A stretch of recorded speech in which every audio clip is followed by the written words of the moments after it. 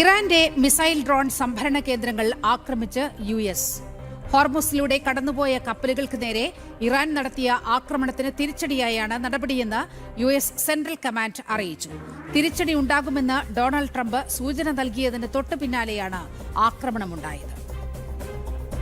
Drone കേന്ദ്രങ്ങളിലും missile launch സെന്ററുകളിലുമാണ് അതിശക്തമായ ആക്രമണം അമേരിക്ക നടത്തിയത്.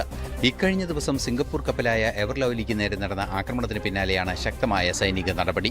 മറ്റു 3 കപ്പലുകളെയും Iran ആക്രമിച്ചിരുന്നു.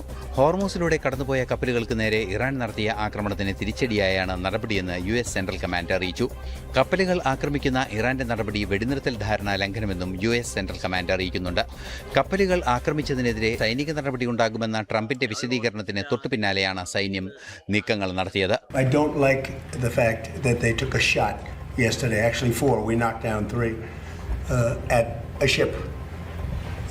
Not an allied ship, but a ship, a very expensive ship, and it was fine, but it took a little beating.